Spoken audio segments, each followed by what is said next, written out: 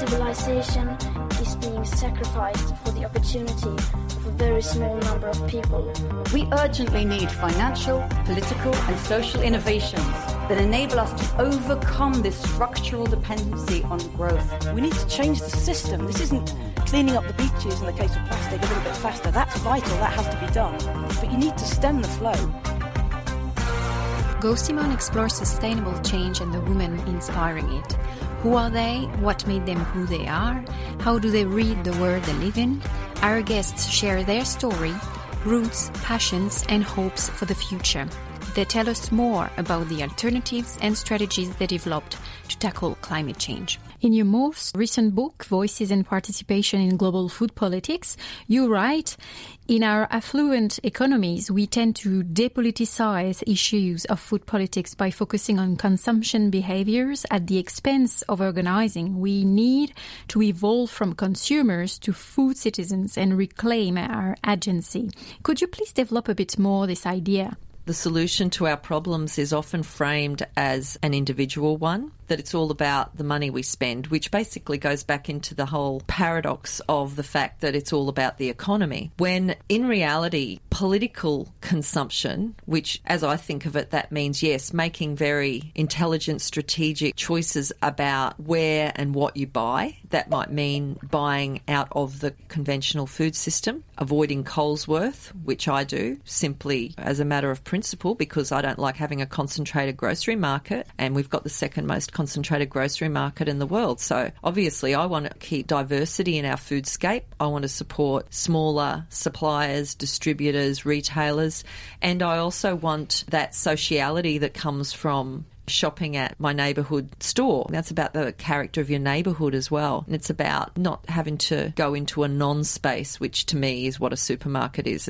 It's like an airport or an ATM. It could be anywhere in the world, but it just happens to be in your suburb, but there's no character to it. That's actually a really important message for consumers, that if you want to keep a vibrant foodscape, you need to support the little guys. But the other thing about the depoliticisation, by boiling it down to your dollar, is it puts all the responsibility on the citizen, but no accountability on government. And again, no accountability on corporations who don't think in terms of these sorts of values when they market to emerging markets in the global south, for example. A lot of companies like Nestle, they're moving into Africa, and they often do it under the guise of, we're going to help Africans by supplying breastfeeding formula, etc. Now that gets us into a whole issue about public health, but at the same time, I'm not satisfied that they actually have altruistic motives in doing that, because again, it comes back to their bottom line. So I'm extremely wary of these corporate social responsibility schemes that play out on a really large scale in the food world. It's a bit like food aid. It sounds like a great idea. Emergency food relief is definitely necessary, but governments have to stop subsidising US corn growers, for example, to overproduce and then dump grain in markets that then can't support local traders. It really transcends the individual consumers, and I think our governments really need to take a good hard look at what citizens, where the pain points are for citizens, and some of them are around food. We've got food insecure people in Australia, but we tend to treat them as dependents, targets of relief, rather than actual people who have agency and make choices and who need to be heard in terms of what's wrong. So instead of getting us to buy things, maybe they should get us to talk more, and they should actually listen. And that way we can actually have a much more democratic food system, and the problems then will be addressed through the lived experience and actual evidence from people who are experiencing the problems. We've recently seen actually many faith leaders calling governments for action to solve the climate crisis. I'm thinking about the initiative #NoFaithInCoal, for example.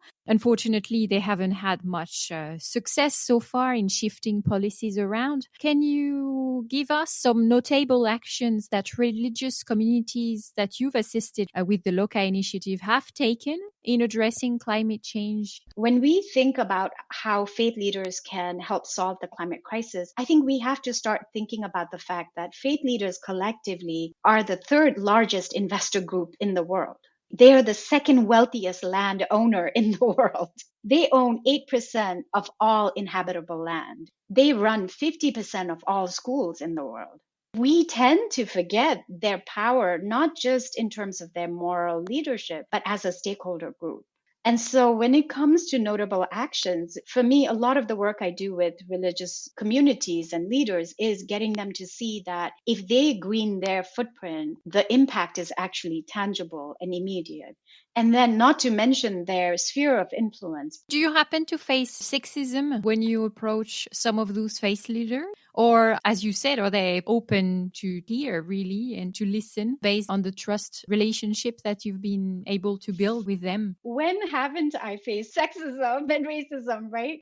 Being a brown woman coming from the Himalayas, wanting to work in conservation and climate, which is dominated by white men. I mean, every step of the way, yes, I have faced it. Internally in organizations, externally from supposed partner organizations, from your bosses. We're talking about microaggressions at workplaces. Yes, definitely. That's not to say I haven't faced it also while working with religious leaders, but the assumption that it doesn't exist elsewhere is false. It's everywhere. My first job working in Nepal, I was a young fellow. I was 22 years old, and I remember the head of that program, who later was let go of for his attitude. But at that time, I remember he said women don't have a role in field conservation because they always get pregnant. From the very beginning, starting out in conservation, it's always been there. But I also have been really lucky because every time I faced it, there have been, whether it's colleagues or friends or spiritual leaders who've stepped in to protect me or to push back or to stand behind me when I'm protecting myself. There's always been enough empathy around me that it's not been a problem. But I think it's something that the climate and conservation community really needs to examine about how we think of people of color, in particular in climate movement. They often are seen as expendable. How often we have climate scientists proclaiming to us that issues around equity, issues around race are diluting the science or are distracting the climate mission. How often have we been told that working on livelihoods of local communities is a distraction from the hardcore species conservation work that needs to happen because we're in a war and we're losing the war? All of this imagery, all of this language, what is it doing but telling people of color that they are less important and they don't belong? You've been mentioning the resistance of the corporate world, but what about individuals? Do you feel there's a shift as well, sufficient enough to talk about a real system change? I think that shift is starting to happen. I think we're seeing people beginning to be much more conscious of their own imprint on the world, whether that's carbon footprint or whether that's their usage of resources and how they treat the nature that's around them immediately. But I think to see real system change, we actually need ecocide law as a piece. It's like a very, very significant missing piece that can actually change things at the systemic level. Can you imagine campaigning for social justice or human rights or engaging in peacekeeping if it wasn't a crime to commit murder? Because that's what's happening in the environmental arena at the moment. There is not a foundation stone of it is profoundly wrong to seriously damage nature. That isn't yet in place criminally. And so all of the campaigning for environmental justice, conservation, rights of nature, all of that, which is fantastic work, is missing this foundation piece. And that's really where we come in. That's where ecocide law comes in. Another topic I would like to touch on is ecofeminism. Simone looks at the special links, the strong tie that women have with nature and its protection. Is it something that resonates with you? I do think that when we're looking at this shift in worldviews that I was talking about earlier, I think this is deeply, deeply connected to the question of the masculine and the feminine, because there is a way of perceiving and caring and connecting that seems this whole understanding that we're deeply connected with nature and with the world around us seems to come more easily for women. And of course, women fundamentally are the generative force in our species. They're the ones that carry forward life. And I remember doing some research long time ago when I was a student back at Oxford, doing some research in Italy around women in power. And I interviewed a woman who was, at the time, she was head of the European Commission, I believe it was, one of the bodies of the EU. And I said to her, if there were more women in power, do you think we would see a reduction in conflict in the world? And she unequivocally said, absolutely yes. So there is something about our mindset of competition and conflict, which is strongly associated with this thousands, hundreds, if not thousands of years of patriarchy. And I think it's also really important to look at the dynamic that our perceptions of that are not always the most constructive, either for men or for women. You know, this is not about demonizing men per se. Men in our culture are brought up, in a sense, our culture has induced a certain hierarchy and so on. But in reality, I do believe that the masculine and feminine energies are different, and I do believe that what we're seeing now is an increase in the energy of women and of the sort of creative life energy, if you like, the energy of protection and caring and generation. And the best complement to that is support and holding rather than domination, obviously, and that whole kind of tradition of go-getting competitive side of the patriarchal culture. When you observe the politics in Australia, the lies, the climate change denial that we are seeing with the comments on the bushfires, how do you keep being hopeful for the future?